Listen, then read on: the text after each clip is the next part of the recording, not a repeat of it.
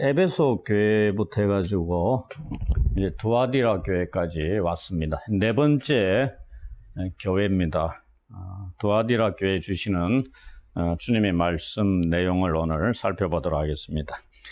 먼저 두아디라가 당시에 어떠한 도시였는가에 대해서 말씀을 드리겠습니다. 이 두아디라는 7 도시들 나오죠. 그 중에 규모로나 중요도에 있어서 가장 보잘것없어 보이던 도시였답니다. 그러나 요한계시록 2장, 3장의 7교회에 보내는 편지 내용 중에서는 가장 긴 분량을 차지하고 있습니다. 중요도는 가장 떨어지는 도시였는데 거기에 보내는 주님의 말씀의 내용은 가장 길다는 말씀입니다. 두아디라는 버가모에서 이제 사대로 가는 도로를 따라서 남동쪽으로 약 한 70여 킬로 떨어진 그 리쿠스 강변에 위치한 상업 도시였답니다. 이곳은 그 알렉산더 대왕이 죽고 난 이후에 주전 3세기에 이 셀류쿠스 왕조의 창시자인 이 셀류쿠스 1세가 이웃에 자리 잡고 긴장 관계에 있던 리시마쿠스라는 왕의 침략에 대비하기 위해서 군사적 전초기지로 세운 도시였답니다. 그 중요도가 그런 의도단 얘기입니다. 우리가 가보지는 않았지만은 이 두아디라가 중요한 도시로 부각이 된 것은 이 아시아의 수도였던 이 버가모의 관문이 되면서부터입니다. 버가모와 관련하여 중요성을 띠고 있었다. 그렇게 보시면 됩니다. 왜냐하면은 버가모를 지키기 위해서 두아디라에 이 군사적인 기지를 세우는 정도다 이 말입니다. 두아디라 자체의 의미를 두는 게 아니고 뭐 그런 도시였으니까 중요도가 가장 떨어졌다. 이 7 도시들 중에는 그렇게 보시면 됩니다. 그러다가 이 주전 190년 정도에 로마 제국이 통치를 하기 시작했습니다. 그리고 이 두아디라에는 태양신이자 이 제우스의 아들인 아폴로를 주로 숭배했답니다. 이 지역이 황제 숭배를 목적으로 세운 신전은 이곳에 없었다고 합니다. 그러나 황제 숭배 자체가 없었던 건 아니고요. 왜냐하면 아폴로를 숭배하는 형태로 황제가 아마도 이제 숭배를 받았을 것이다. 뭐 이렇게 생각을 하는 겁니다. 왜냐하면 이 당시에 두아디라를 중심으로 통용되었던 동전이 발굴이 되었는데 거기에 보면 아폴로와 황제가 악수하는 장면이 새겨져 있었답니다. 이런 걸 통해서도 황제가 황제 숭배를 위한 신전도 없었을지라도 아폴로를 숭배하는 그 도시는 그와 맞먹는 위치에 있는 것으로 여겨졌던 이 황제를 숭배하는 것이 분위기상으로 완전히 없다고 보기는 어렵다. 이렇게 보시면 됩니다. 그보다 또 우리가 중요시 생각해야 되는 것은 이 두아디라가 다양한 상업 길드로 유명했답니다. 오늘날 같으면 무역협동조합입니다. 여기에 온갖 길드들이 많았다는 얘기입니다.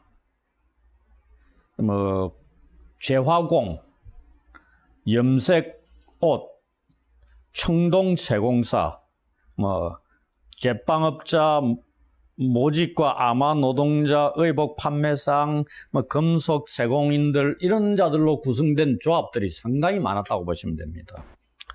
이 당시 길드는 무역협동조합 정도로 생각하시면 됩니다. 상업뿐만이 아니라 그 당시에 도시의 시민들의 사회생활에 중심 역할을 했습니다. 비록 가입하는 게 의무는 아니었지만은 거의 모든 노동자가 길드에 가입했다고 보시면 됩니다. 이러한 길드 조직들 중에 가장 두드러진 것이 이 도시의 구리 세공인과 염색 세공업자들이었다고 합니다. 이 염색 세공업자가 어느 정도 유명했냐면은 이 염료를 추출해가지고 염색 또 이런 것들을 만들어내는데 여기에 어디서 나오냐면은 이 꼭두선이 뿌리 같은 데서 염료를 짜냅니다. 근데 그 양이 아주 적었다고 얘기를 하거든요. 그래서 이게 어느 정도 비쌌냐면은 무게로 약 450g 정도. 450g이면은 많이 나가는 게 아닙니다. 이게 그 당시 가격으로 어느 정도였냐면은 1000데나리온에 해당됐습니다. 1000데나리온의 가치가 어느 정도냐면은 1데나리온이 그 당시 노동자의 하루 품삯이라 그랬거든요. 그리고 노동자들이 365일 일을 하는 게 아니고 약 300일 정도로 보면 됩니다.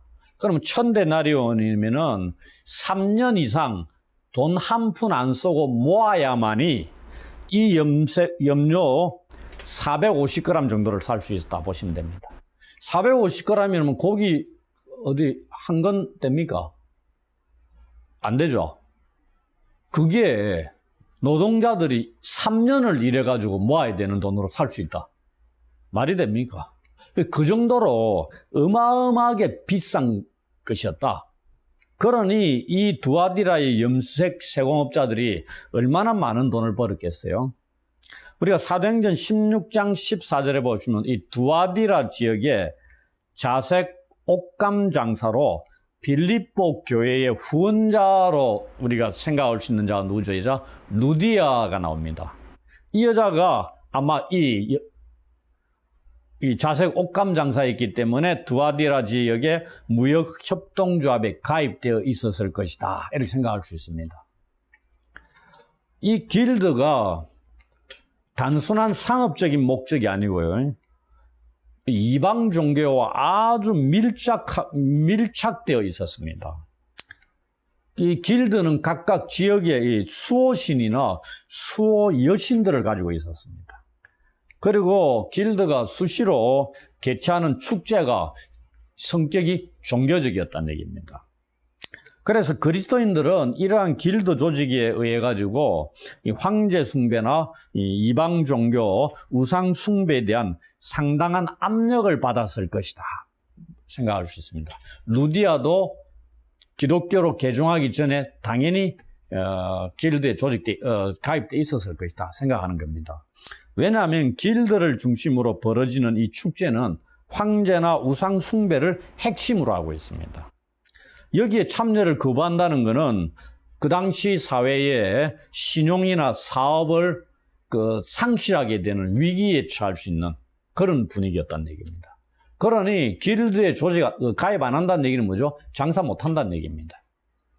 신용이 추락하기 때문에 상거래 제대로 할 수 있겠습니까? 못 한다는 얘기입니다. 그러니 경제적인 압박이 얼마나 심했겠느냐?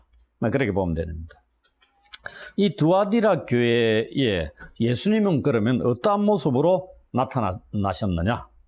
두아디라 교회에 말씀하신 그리스도는 겉눈이 불꽃 같고 그 발이 빛난 주석과 같은 하나님의 아들로 나타나셨습니다.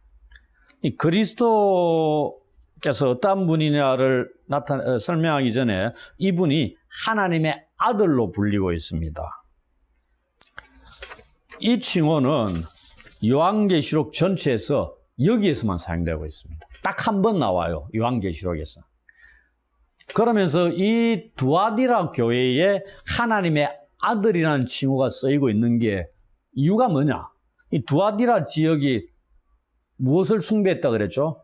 제우스의 아들 아폴로를 숭배했던 지역이다 되어 있습니다. 아폴로가 그 지역에서 차지하는 위치가 엄청났다 이 말입니다.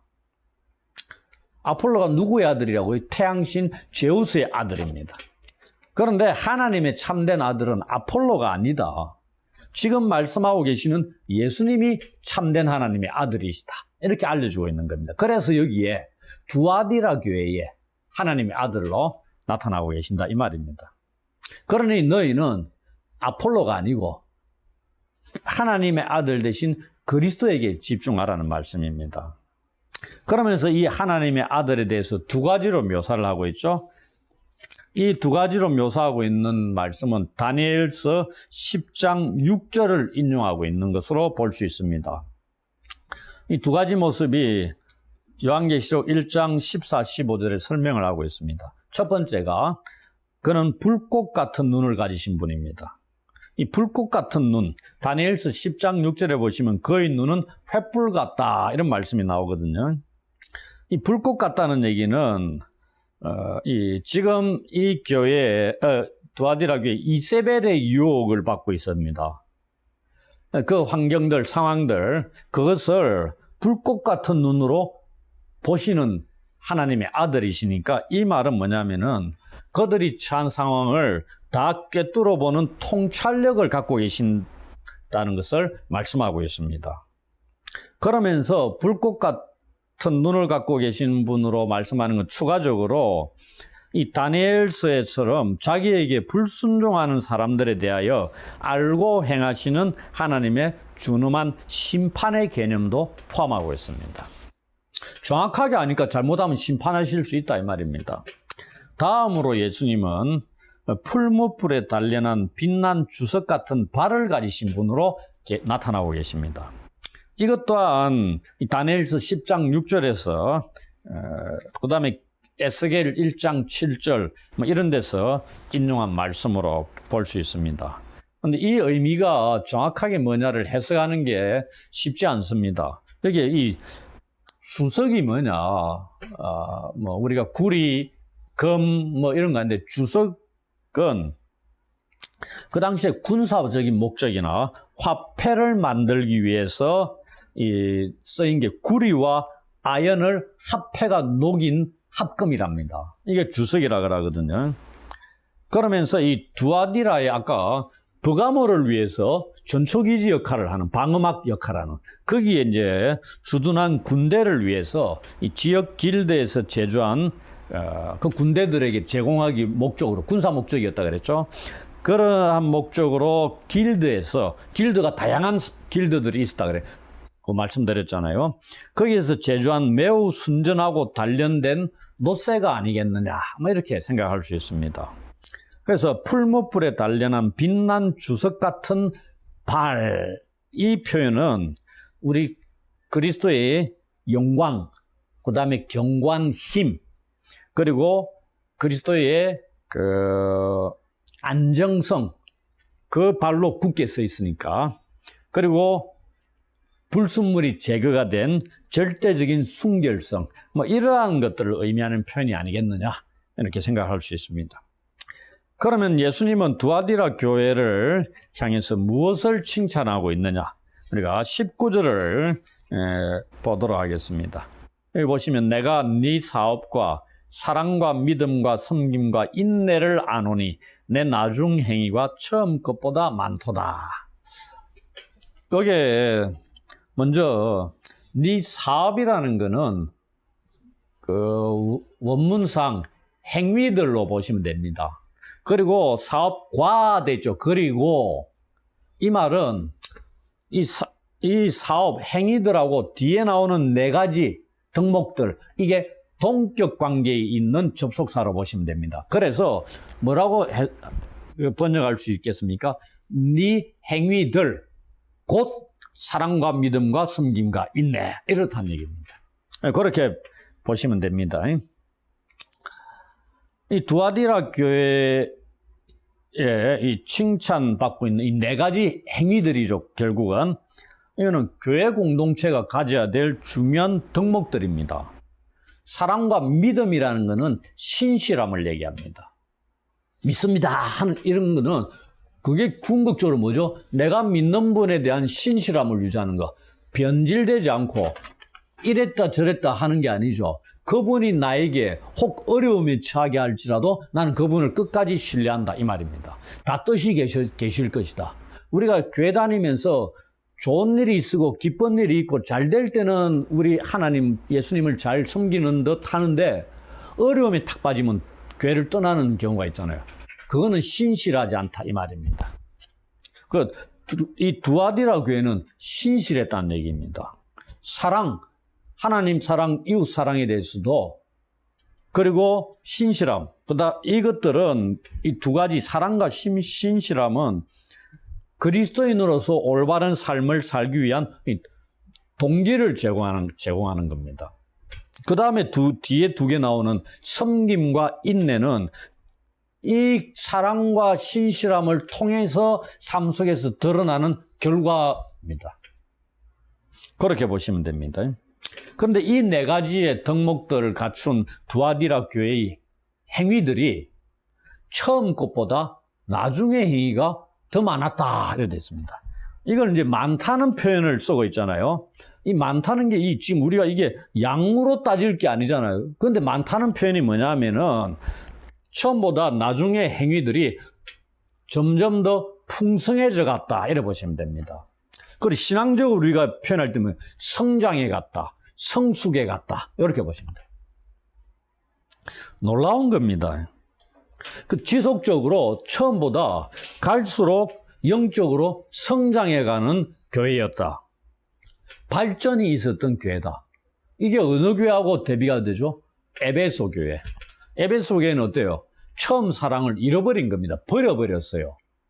근데 두아디라 교회는 나중 행위가 처음 것보다 더 풍성해졌다는 얘기입니다. 이상의 네 가지 요소는 이 그리스도인들이 갖는 타인에 대한 관심, 사랑과 하나님에 대한 충성스러운 신실한 삶이 어떤 것인가를 설명해 주고 있는 것으로 보시면 됩니다. 이러한 칭찬에 이어서 예수님은 책망도 하고 있습니다. 그렇다면 두아디라 교회에 대한 책망의 내용은 무엇이고 그에 대한 경고는 무엇인지 이제 알아보도록 하겠습니다. 첫 번째가 이들이 이세벨을 용납했다고 20절에 책망하고 있습니다. 우리가 지금 네 번째 교회를 살펴보고 있잖아요. 첫 번째가 에베소 교회입니다. 에베소 교회는 무엇 때문에 책망을 받았냐면은 그리스도인들이 이 사랑을 버림으로 책망을 들었어요. 서머나 교회는 그 다음에 이 박해로 인해서 어려움에 처했습니다. 버가모 교회는 박해뿐만이 아니고 타협하고자 하는 그런 시험을 받았어요. 그런데 두아디라 교회는 뭐냐면 경제적인 압박으로 인한 타협으로 시험에 빠졌다 이 말입니다. 그걸 이제 먼저 기억을 하실 필요가 있습니다. 지금까지 네 가지 교회를 비교해 가지고 말씀을 드렸습니다. 이 그리스도께서 버가모 교회를 책망하실 때보다 두아디라 교회 책망하시는 이 말씀하실 때 더 강한 동사를 사용하고 있습니다. 버가모 교회는 교회 안에 거짓 선생들이 있었다 이렇게 말씀하고 있어요. 근데 두아디라 교회는 뭐라고 하냐면 지도자인 이 이세벨을 지지하고 용납했다 이렇게 책망하고 있습니다. 다르죠? 우리 교회 안에 그냥 거짓 선지자가 있는 거하고 있는 그 거짓 선지자를 내가 받아들이고 지지하는 거하고 다르잖아요. 두아디라 교회가 지지하고 용납했다는 얘기입니다. 이 용납한다는 얘기 묵인하는 겁니다. 에베소 교회는 미워했잖아요. 니골라당이나 이세벨이나 다 한통속이라 그랬죠. 성격들이 비슷하다 그랬습니다. 에베소 교회하고 자꾸만 대비가 되고 있습니다. 처음 사랑을 버렸는데 나중에 행위들이 더 풍성해졌고 니골라당의 행위들을 미워했는데 지지하고 용납했고 두 개가 계속 대조가 되죠. 오늘날 우리가 용납하고 묵인한다는 것, 관용하고 포용해야 된다는 것 때문에 이와 같은 잘못된 길로 빠져들 수 있는 게 상당히 많다. 이 용납한다는 것, 관용한다는 게 포스트 모더니즘적인 이 세계 속에서는 어떻게 보면은 아주 높은 질적으로 높은 덕목으로 칭송을 받을 수 있는 그런 것으로 볼 수 있습니다. 근데 우리가 올바로 제대로 분별하고 대응을 할 수 있어야 됩니다. 모든 걸 관용하고 품으면 안 된다는 얘기죠. 근데 두아디라 교회는 이런 쪽에서 우리 주님으로부터 책망을 듣고 있습니다. 이 이세벨이 누군가에 대해서는 여기에 나오는 이세벨이 아합의 부인인 이세벨 동일 인물이겠어요? 그게 아니에요. 상징적인 인물입니다. 이 이세벨이 누구인가에 대한 정확하게 우리가 알기는 어렵습니다.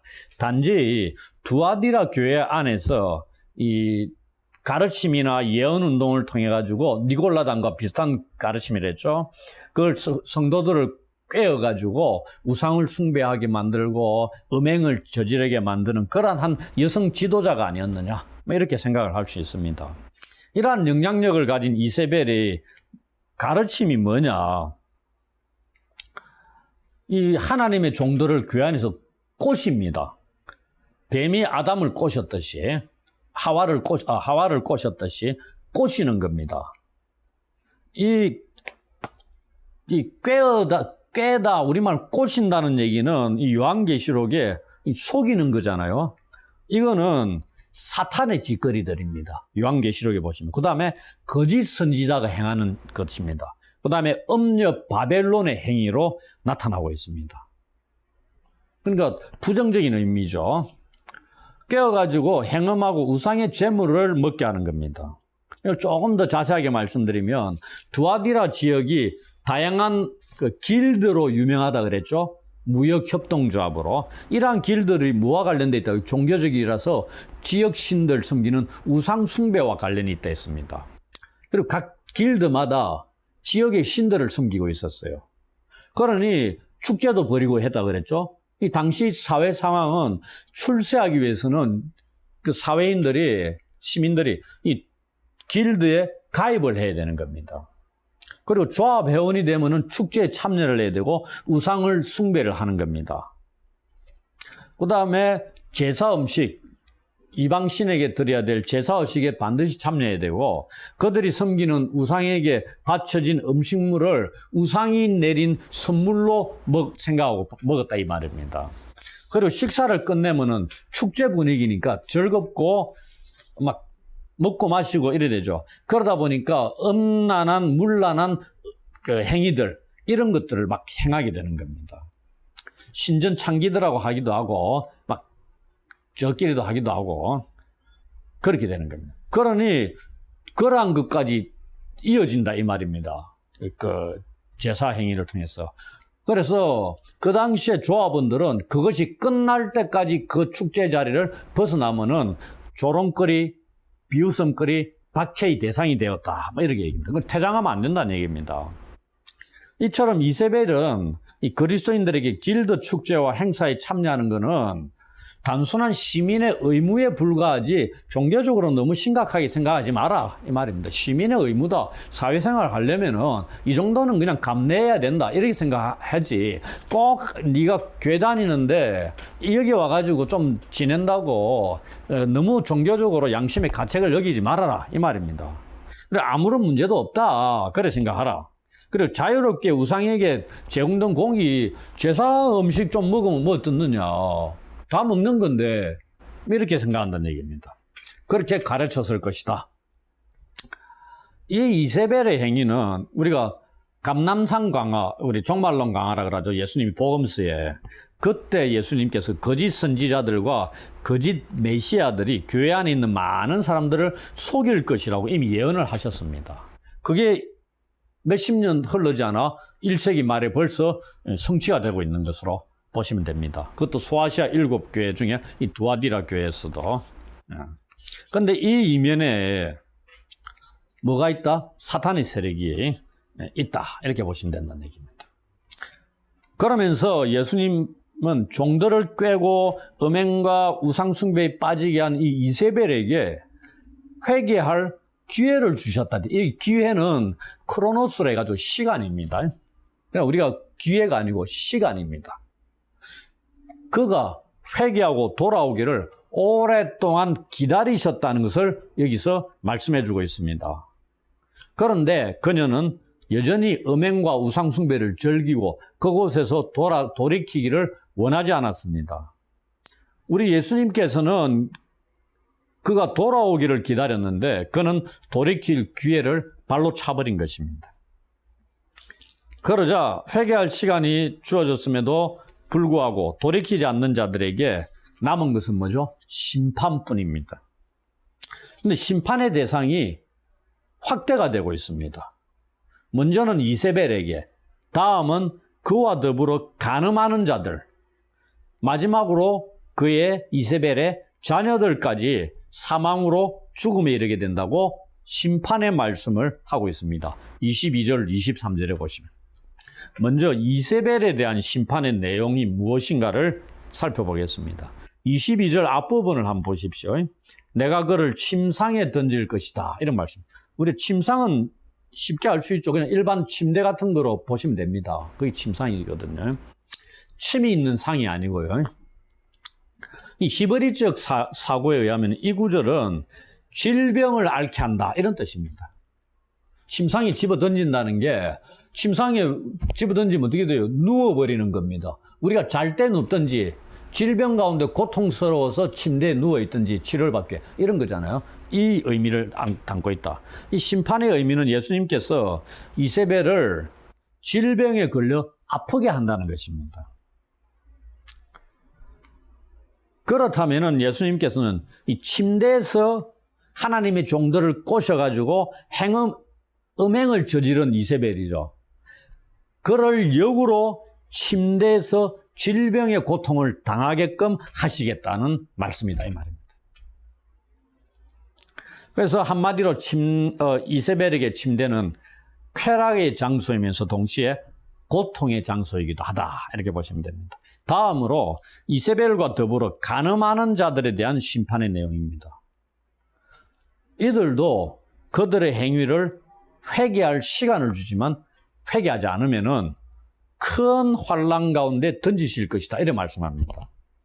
그럼 이들이 누구냐?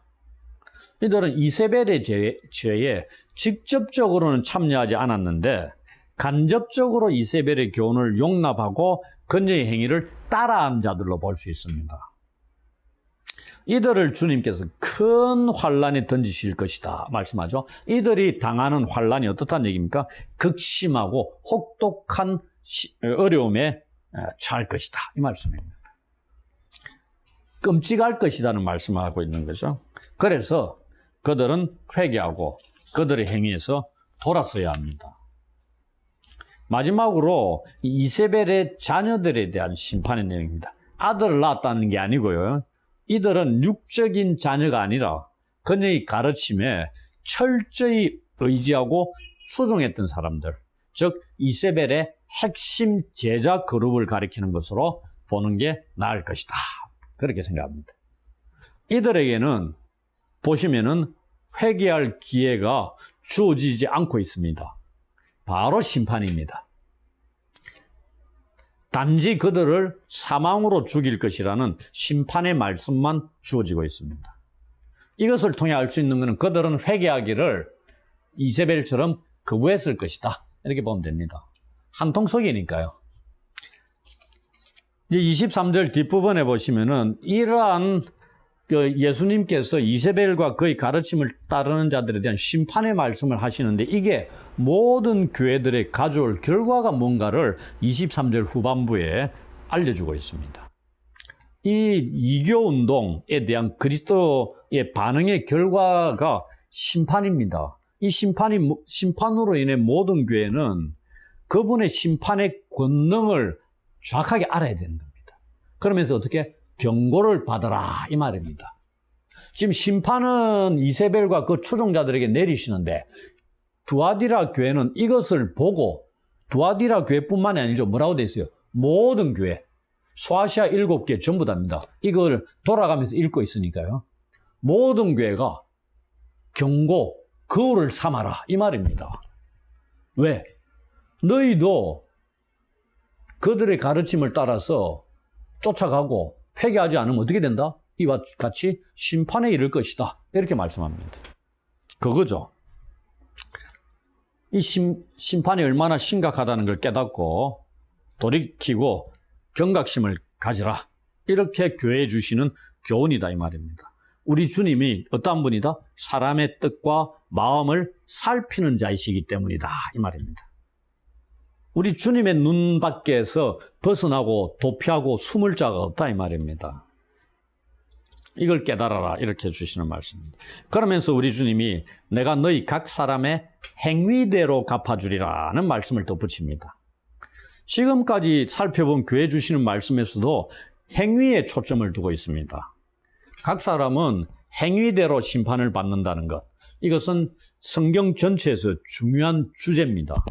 구약 성경에서도 그리스도께서도 바울도 베드로도 우리가 살펴보고 있는 요한계시록에서도 계속 반복되고 있는 중요한 주제 중에 하나가 행위대로 하나님께서는 심판을 하실 것이다 이 말입니다. 그 다음 24절 25절에 보시면은 책망과 경고의 말씀을 하신 후에 예수님께서는 두아디라 교회의 남은 자들에 대해서 말씀하고 있습니다. 이들에 대해서 칭찬하고 권면하고 있는 말씀이 있거든요. 여기서 남은 자들이 누구냐? 바로 이어서 설명하고 있습니다. 24절에 이 교훈, 이세벨의 교훈이겠죠. 받지 아니하고 소위 사탄의 깊은 것을 알지 못하는 자들.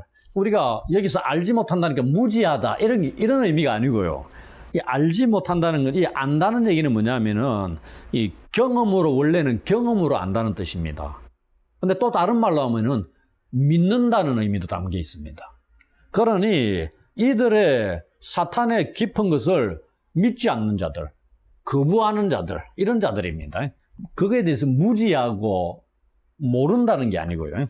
이런 자들이 얼마나 그걸 우리가 남은 자들로 표현할 수 있는 겁니다. 이세벨의 거짓 교훈에 굴복하지 않고 타협하기를 거절하는 자들, 그러면서 사탄의 영향을 미치고 있는 이 이교 운동의 깊은 것을 믿지 않고 거부하는 자들로 보시면 됩니다. 그래서 이세벨의 가르침이 하나님으로부터 온 것이 아니라 결국 실제로는 사탄에게서 온 것임을 알았기 때문에 이 남은 자들은 그 가르침을 거부했던 것입니다. 거짓된 가르침의 실체를 정확히 안다는 것이 얼마나 중요한 것인가를 여기서도 확인할 수 있습니다. 그러면서 우리 주님께서는 남은 자들에게는 다른 짐으로 너희에게 지울 것이 없다 이렇게 말씀합니다. 왜냐하면 이세벨의 가르침을 거부함으로써 길드의 조직도 가입도 안 돼 있겠죠. 그러다 보니까 경제적으로 상당한 손실을 경험했을 것이다. 이미 경제적인 압박을 많이 받고 살아가는 자들이 있다는 얘기입니다. 그러니 다른 짐을 더 이상 지울 것 없이 이들에게 칭찬하고 있는 겁니다. 지금까지 너희들이 해온 것처럼 우리 주님에 대한 신실함을 계속적으로 유지해달라 이렇게 당부하고 있는 말씀일 수 있습니다. 그러면서 바로 이어서 다만 너희에게 있는 것을 내가 올 때까지 굳게 잡으라 이런 말씀을 덧붙이고 있습니다. 우리에게 주신 진리를 꼭 붙들고 있으라는 얘기죠. 이 남은 자들은 사탄의 깊은 것을 거부해 온 것을 예수님이 다시 오실 때까지 인내하면서, 힘드니까 인내하면서 굳게 유지하라는 권면을 받고 있는 겁니다. 그래서 지금까지 말씀을 대충 요약하면은 두아디라 교회의 이 올바른 신자들은 주님을 통해서 이세벨과 니골라당의 거짓 가르침과 반대되는 신앙의 진리들을 주님이 다시 오실 때까지 굳게 붙잡고 있으라는 명령을 받고 있다는 겁니다. 여기서 우리는 요한계시록의 핵심 메시지 중에 하나가 끝까지 참는 인내를 보게 됩니다. 히브리서 10장 36절 보시면 우리에게 인내가 필요한 이유가 뭐라고 말씀하고 있냐면 너희가 하나님의 뜻을 행한 후에 약속하신 것을 받기 위함이다 고 말씀하고 있습니다. 이제 끝으로 26절부터 28절에 이기는 자에게 주시는 약속의 말씀이 있습니다. 그게 두 가지입니다. 하나는 만국을 다스리는 권세를 주실 것이며 다른 하나는 새벽별을 주신다는 겁니다. 이 약속의 내용들이 뭔지 살펴보기 전에 이 약속의 말씀이 누구에게 주어지고 있느냐를 말씀을 드리겠습니다. 그들은 누구냐면은 이기는 자와 끝까지 내 일을 지키는 자들입니다. 여기서도 이기는 자 이꼴 끝까지 우리 주님의 일을 지키는 자들 동격으로 보시면 됩니다. 그럼 이들이 누구냐? 예수님의 일을 끝까지 지키는 자, 예수님의 행위는 이세벨의 행위와 대조가 되고 있죠. 그러면서 우리는 예수님의 일이 무엇을 의미하느냐를 생각할 때 이미 1장 5절에 예수님은 사랑과 충성과 진리에 대해서 정언하는 충성된 증인이었다는 것을 우리가 살펴보았습니다. 이런 것들도 포함하고 있습니다. 여기서 그것을 지킨다, 이 동사가 뭐냐면은 하나님의 진리에 대해서 순종하고 그것을 수호하는 그러한 자들을 가리키는 데 사용하고 있습니다. 결국 무엇이겠어요? 하나님의 진리를 굳게 붙잡는 자가 이기는 자다 하는 말씀이 됩니다. 이기는 자에게 주어지는 두 가지 약속이 있다고 말씀드렸죠. 첫째가 만국을 다스리는 권세를 주실 것이다, 이렇게 말씀하고 있습니다. 이것은 27절까지 이어지고 있는 말씀인데, 이 말씀은 시편 2편 8절에서 9절의 내용을 조금 바꿔서 인용하고 있습니다. 여기서 이제 만국이 무엇을 의미하냐면은, 이 만국이라는 용어는 요한계시록에 24매나 사용되고 있습니다. 모든 나라로 표현하기도 하고 각 족속과 방언과 백성과 나라를 포함하기도 하고요. 그런데 대체적으로 23회 중에 4회를 빼고는 다 부정적으로 사용되고 있습니다. 이 당시 만국을 다스리는 권세가 누구한테 주어졌어요? 로마 황제에게 주어져 있습니다. 그런데 부활하시고 승천하신 예수님께서 이 만국을 다스리는 권세를 아버지로부터 받으셨다, 이래 되어 있습니다. 그러면서 철장을 가지고 만국을 질그릇 깨뜨리듯이 다스리는 권세를 지금 소유하고 계신다, 이 말입니다. 로마 황제는 너희들을 다스리는 그런 권세가 있는데 실질적으로 만국을 다스리는 권세는 성천하신 예수께서 아버지로부터 받아 지금 소유하고 계시는 분이시다. 그 아까 참 하나님의 아들이 아폴로가 아니고 성천하신 너희에게 말씀하시는 그리스도가 참 아들이다, 이렇게 말씀하신 것과 동시에 여기서도 그런 겁니다. 만국을 다스리는 분은 이분이다, 예수 그리스도시지 로마 황제가 아니다, 이 얘기입니다. 철장은 이 왕이 가지는 홀이 아니고요, 목자의 지팡이입니다. 근데 이게 철로 도금한 겁니다. 그렇게 보시면 됩니다.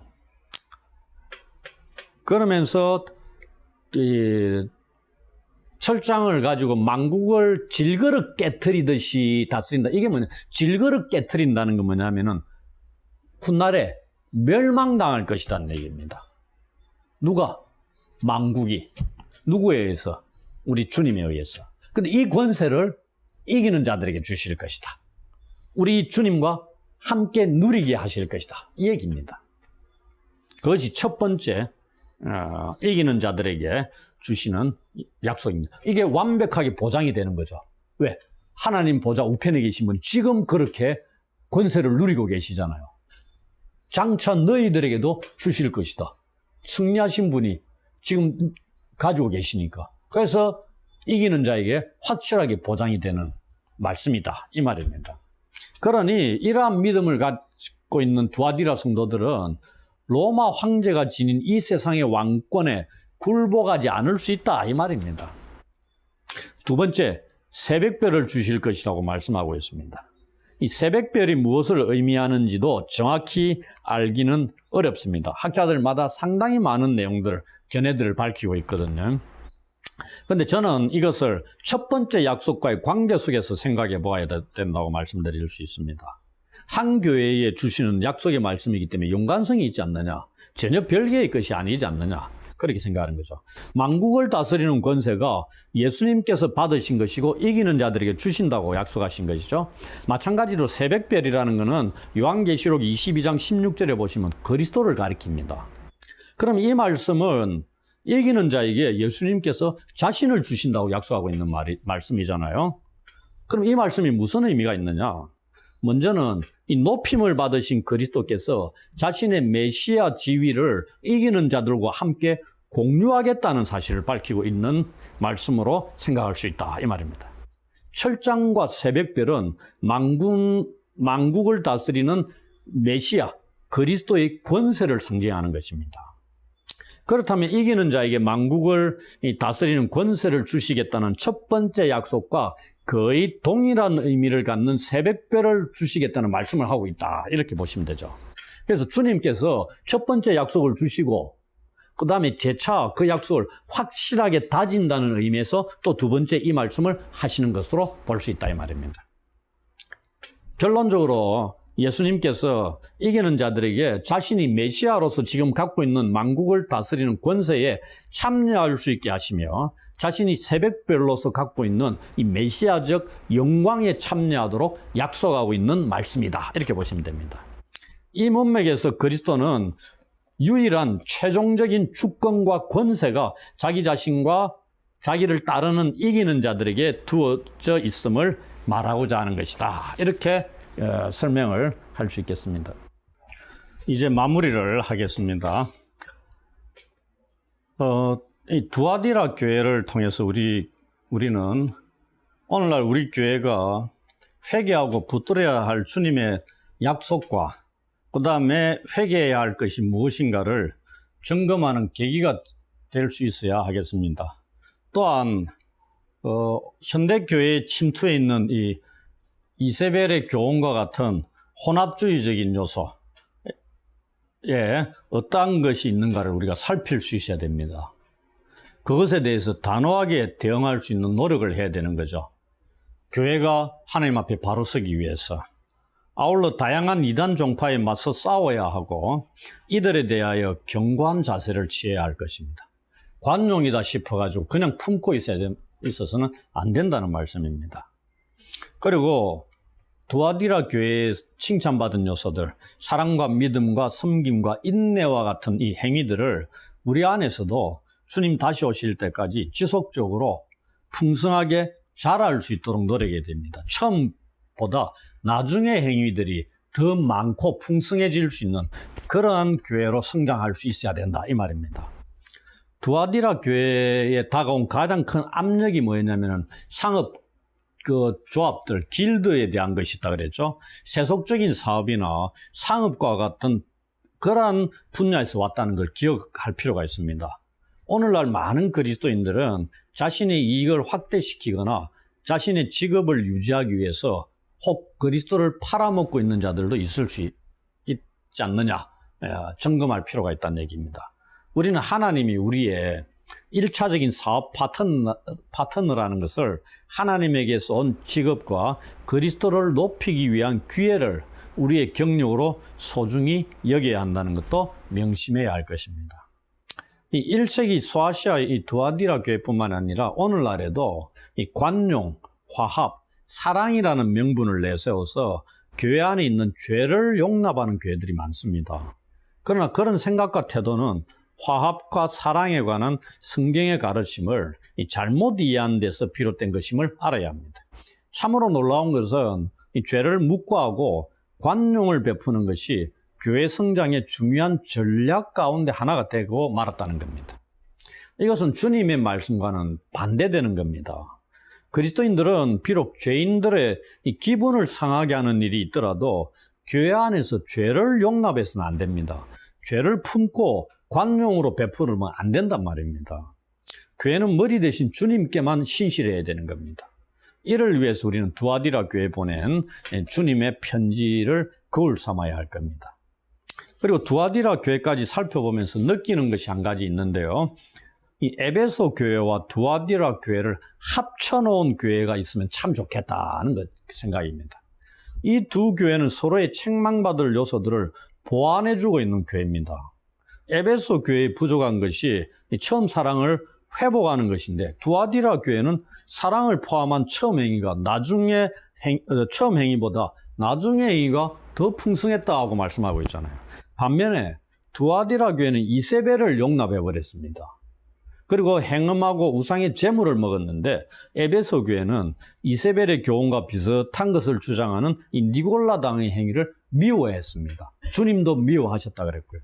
이 두 교회를 합한 교회가 있다면 정말 좋지 않겠느냐 이런 생각을 해보는 겁니다.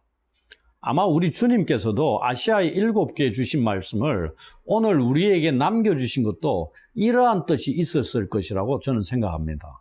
현대교회들이 요한계시록의 7교회들을 거울 삼아서 책망받을 행위들은 회개하고 칭찬 듣는 행위들이 더욱 힘을 쏟기를 원하셨다, 이렇게 생각하는 거죠. 만일 이 에베소의 그리스도인들이 사랑이 없으므로 스무나의 그리스도인들이 박해로, 그리고 버가모의 그리스도인들이 박해와 타협의 선지자들로 시험을 받았다면 오늘 우리가 살펴본 두아디라 교회의 그리스도인들은 경제적인 압박으로 인한 타협으로 시험을 받았다고 우리가 살펴보았습니다. 그리스도인들이 사회 속에서 경제적인 활동을 하거나 사업을 할 때 사회적인 분위기가 혹은 이 사람들이 비성경적인 행위나 간섭을 요구할 때가 있습니다. 그때 우리 그리스도인들은 어떻게 해야 하겠습니까? 경제적인 활동이나 사업이 우선이냐, 아니면 그리스도가 우선이냐, 혹은 세상적인 사업의 원칙이 첫 번째이냐, 그리스도의 원칙이 첫 번째이냐, 이러한 질문에 대해서 우리는 명확한 답을 갖고 대응해야 할 것입니다. 여기서 우리는 터툴리안의 다음과 같은 질문을 새겨들을 필요가 있습니다. 당신은 꼭 살아야만 하는가? 기도하겠습니다.